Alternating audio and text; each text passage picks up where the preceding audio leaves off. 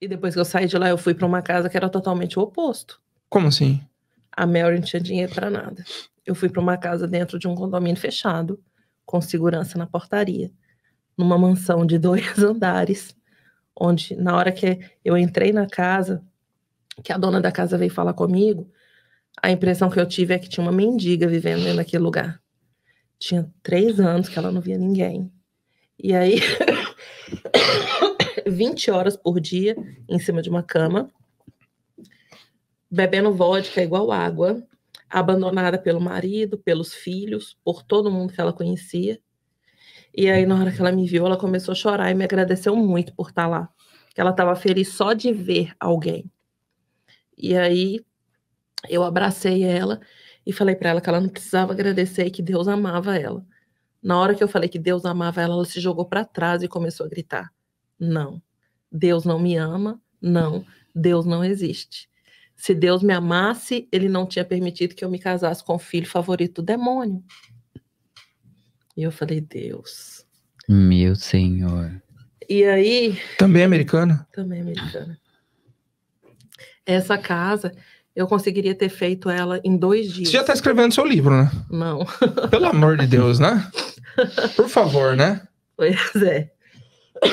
Essa casa eu conseguiria ter terminado em 2 dias. Eu fiquei 2 semanas na casa. Porque os únicos momentos que eu vi ela rindo é na hora que a gente estava na casa dela com ela.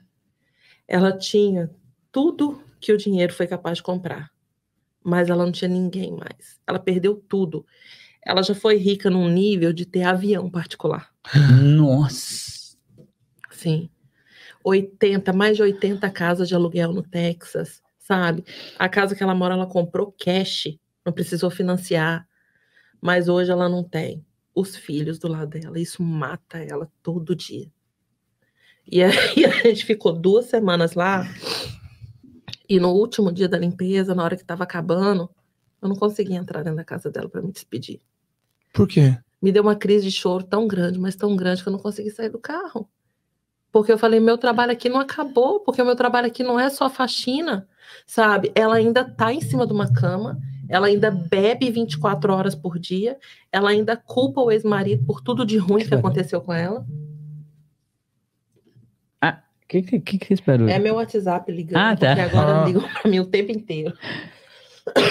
E aí, eu falei, eu não tenho condições de me despedir dela. E aí minha filha olhou pra mim e falou assim, pelo amor de Deus, você não vai entrar lá dentro? Eu falei, eu não tenho condição. E aí eu não consegui me despedir, e aí depois eu liguei pra ela, pedi desculpa, falei pra ela que eu tava emocionada e que eu ia continuar voltando na casa dela, porque ela não ia ficar sozinha nunca mais. Ela depois de 3 anos, ela ligou pro psiquiatra dela, pediu outra receita de remédio, ele receitou, a gente foi na casa dela, levou ela para buscar, porque como é um remédio controlado, ela não entregam na porta, porque é tudo... Ela bebe vodka e toma shake. Ela toma 2 garrafinhas de shake por dia e não come nada. Nossa. E aí, a gente levou ela, pegou um remédio. Depois de 3 anos, foi a única vez que ela viu a luz do sol fora da casa. Aí, depois de 5 meses, ela tomou um banho. E tinha 5 meses que ela não tomava banho. Aí a gente foi num restaurante, a gente comeu, ela riu, voltou para casa e falou, vocês estão me devolvendo vontade de viver. Aí eu falei... Também idosa já? Também idosa. Também 65 anos. E aí ela liga de madrugada, porque ela não tem muita, assim, noção do tempo, porque ela toma remédio para dormir, misturado com vodka. E aí a gente falando com ela, você precisa se livrar desse vício. Ela já falou 2 vezes que quer se internar, mas na mesma hora que ela fala que ela quer, ela já não quer mais. Ela falou, eu já fiz antes, eu sei que é dolorido, eu sei o que eu vou sentir. Mas a primeira vez que eu fiz, quando eu estava limpa, que eu voltei para casa, os meus gatos não falam comigo. Não tinha ninguém para me escutar. E a vodka me amortece, porque eu não sei por que eu tô viva até hoje. Ela fala que todo dia, na hora que ela abre o olho, ela se pergunta por que ela abriu. E aí, uma pessoa dessa, ela não precisa de uma limpeza. Ela precisa de alguém que cuide dela. E aí eu não consegui me despedir, e aí a gente tá lá conversando com ela. Essa semana a gente vai ver se consegue, que ela queira, porque como eu não sou parente direta dela, eu não sou nada dela, eu não tenho autoridade para internar ela, porque ela precisa ser internada. Então ela tem que querer. E aí é um trabalhinho devagarzinho. Semana passada a gente chegou lá, ela não atendia o telefone e a porta não estava destrancada. Geralmente ela deixa a porta destrancada. Eu falei, Carol, nós vamos ter que dar a volta no fundo, porque aconteceu alguma coisa. Aí ela estava caída no chão do banheiro, porque ela bebeu demais, e ela foi no banheiro fazer xixi e ela não conseguia levantar. E aí ela estava caída no chão do banheiro. Eu falei, meu Deus, que vida é essa? Ninguém para se preocupar com ela, ninguém. E o marido, ele separou? O que aconteceu? Ele morreu? Ele pediu divórcio. Por causa dela beber? Não, porque ele bebia tanto quanto ela, sabe? O relacionamento dos dois sempre foi assim, muito conturbado. Ela fala que ele sempre traiu ela, ele sempre manipulou ela. E aí, quando ele cansou, ela estava completamente doida da cabeça por causa dele. Ele deu entrada no divórcio, ela surtou, ela queria fazer um aconselhamento, ela queria continuar com ele, e aí ele pediu um restraining order contra ela. Ela continuou indo atrás, foi presa, ficou 29 dias presa por causa dele. Nisso ele já estava morando com outra mulher, e aí ela falou para mim, eu não sabia que eu tinha que pedir para o juiz o meu dinheiro. Para mim era óbvio que o dinheiro era meu, mas para o juiz não era, e quem pediu foi ele. Então, para mim, ficaram 2 casas, e para ele ficou mais de 80 casas de aluguel e todo o dinheiro que a gente fez a vida inteira junto. Meu Senhor. E ela culpa ele todo dia da vida dela. E os filhos? Não, nunca mais falaram com ela. Eu falei assim, mas por que não? Né? Aí ela falou, olha, o meu ex-marido, ele consegue amolecer o coração de Deus e vender lareira para o Satanás no inferno. Ele convenceu os meus filhos de que eu não valho nada, e ele dá dinheiro para as crianças o tempo inteiro. Crianças que não são mais crianças, que todos já têm mais de 30 anos. E ela falou que ela não tem contato, que há 3 meses atrás ela tentou entrar em contato com a filha mais velha pelo Facebook, e ela bloqueou ela e não quis saber. Nossa. Que história, gente. É difícil até de opinar, né? Quer dizer, nossa, não dá pra opinar, né? é. E o que você já aprendeu disso tudo? Olha, eu falei que depois que eu saí de uma casa e fui para outra, tão opostas, eu falei, gente, dinheiro não é nada. Nada. Eu olhava, teve uma hora que eu sentei assim na mesa da cozinha dela, eu olhei ao redor, as coisas na casa dela são assim, tudo top de linha. Tudo que tinha de mais moderno, ela colocou dentro da casa dela. E ela chora porque ela não sabe se ela é avó. Tiraram dela o direito de saber se ela é avó, sabe? Enquanto a Mary estava lá, sobrava $100 por mês, sempre tinha uma pessoa, era um morador de rua, mas era um amigo que estava se preocupando com ela. Se ela precisasse de ajuda, na medida do possível, eles iam ajudar ela. E a Cinda, não tinha ninguém. Falei, qual é o sentido da vida, né? Será que só coisas fazem a pessoa feliz? Não faz.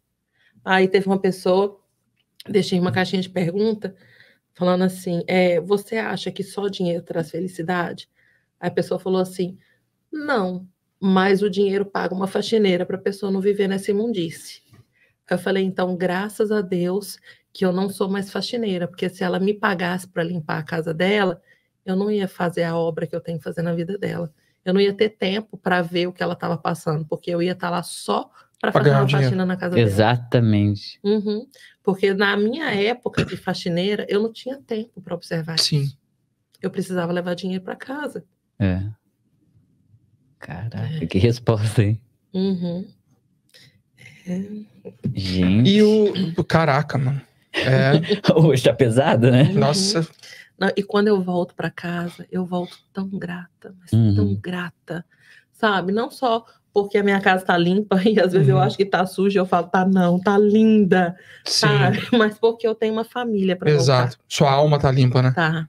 tá? Eu tenho uns filhos que ainda olham pra mim e falam que me amam, eu tô construindo memórias com eles, sabe? Lá na casa da Cinda eu achei um cartão, porque ela guarda tudo, e aí eu achei um cartão do filho dela falando que ela era a melhor mãe do mundo. Falei, gente, quando foi que ela deixou de ser a melhor mãe do mundo para ser a mãe que não merece nenhuma ligação para saber se ela tá viva ou se tá morta?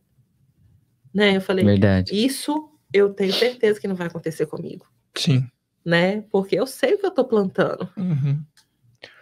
Porra, isso é pesado porque a gente acabou de virar pai, né? A gente tem 2 agora, um casal, então eu fico imaginando exatamente isso. Eu lembro, igual você acabou de falar, que tipo, pô, às vezes você tem o dinheiro, mas você não tem pessoas. Deve ser muito triste, cara. Ninguém é feliz só com dinheiro. Ser sozinho deve ser muito triste. E o pior é que não é difícil de você entender que algumas pessoas estão indo pra essa direção. Muitas pessoas estão indo. Pessoas Mas que o tratam... que que você acha que leva a pessoa pra esse... Eu acho que é Pensando só no dinheiro, sempre fazendo tudo por dinheiro. É a pessoa achar que... Não precisa de ninguém. Que não precisa de ninguém. É. Que pessoas são descartáveis. Você entendeu? Sim. Que, não tem problema se eu perder. Não tem problema se eu ferir a Marina. Pô, a Marina gosta de mim, mas não tem problema se eu ferir ela. Porque se eu fizer isso por essa pessoa aqui, eu vou ganhar mais dinheiro, eu vou estar mais feliz e... Sabe? E aí você deixa de viver uma grande amizade. Você deixa de viver um relacionamento bom. E olha que coisa interessante. Eu mexo com saúde minha vida inteira, né? E saiu uma meta-análise enorme, criando, assim, os estandartes de uma vida feliz. Quais são os elementos para você ter realmente uma vida plena e feliz no final da vida? E, por incrível que pareça, todo mundo imaginou que fosse sair aqueles dados assim, comer frutas e vegetais, fazer não sei o quê, cuidar da sua... Não. O top 3 era ter bons relacionamentos, tomar álcool em moderação e praticar exercício físico. Sabe? O top 3 pra você ser feliz não tinha dinheiro. Não tinha nada sobre dinheiro. Mas o dinheiro é consequência. As pessoas estão atropelando, sabe? Eu vejo que hoje em dia a gente tá naquela corrida louca de oferecer mais coisas pros filhos o tempo inteiro. Nossa, meu filho tem que ter iPad, meu filho tem que ter isso, tem que ter aquilo. Mas e a Ele nossa só quer presença? o seu tempo, né? Ele só quer o seu E tempo. a nossa presença? E aí, quando o filho cresce, ele só teve o iPad, ele só teve o telefone, ele só teve o dinheiro que você ofereceu, ele teve você. Sim. Então, depois que o tempo passa, não adianta correr atrás, porque não dá mais tempo. Não dá. Exato. Eu costumo dizer que a gente na vida dos filhos, as memórias que a gente cria. Com certeza. Não é? O final de semana na praia foi um desastre, mas o Logan vai lembrar. Vocês vão lembrar. Sim. Vocês estavam juntos. Não é? Sim. Foi do jeito que planejaram? Não foi, mas estava todo mundo junto. Sim. Então, mas eu sinceramente, unido, eu né? falei, a gente tava super cansado depois que tudo que aconteceu, porque, cara, não foi só o Logan não querer entrar, foi muita... O nosso carro na verdade, isso é o de menos. O Logan não ter gostado foi o de menos. Mas assim, o estresse de... depois a gente foi trocar a Caterine, né, amor? Cheio de areia, ela jogava areia na cara dela e comia e começava a chorar, aquele desespero. Mas assim, foi a primeira vez da gente também lá com 2, entendeu? Sim. Então não tem o que falar, mas... Depois, no final, né, eu cheguei em casa e eu falei, meu Deus, obrigado por tudo, foi tudo ótimo, graças a Deus não aconteceu nada, inclusive nosso amigo lá bateu o carro, mas também não aconteceu nada com eles. Eu falei, podia ter acontecido qualquer coisa assim, pior. Mas ontem, antes de dormir, eu tava tendo umas epifanias, assim, sabe? Eu tô ficando meio velho, porque eu fico pensando, o final de semana foi desse jeitão aí, né, não sei como planejado e tal, mas eu tava pensando assim, quando eu paro pra pensar nas minhas noites com 20 anos, 25 anos, 30 anos, eu não lembro das noites que foram normais. Eu não lembro dos dias que eu deitei pra dormir e que foi um dia normal. Não lembro, simplesmente não lembro do que aconteceu, sabe? Não me marcou. Sabe o que me marcou? Dias que foram muito bons e muito ruins. É, normal. E o muito ruim, não necessariamente porque foi um dia triste, nada de mal, um dia desse que, foi um perrengue, que você passou. Foi um perrengue, mas foi muito legal, até porque a gente tava com esse dia a nossa marca, galera, né? Esse dia te marca. Muito. Então, eu deitei e eu me senti meio culpado, sabe? De às vezes, passar por um momento desse Ele se ficou sentir estressado meio comigo, nervoso. né? Ele ficou nervoso comigo, porque eu De ficar derrubei. meio estressado.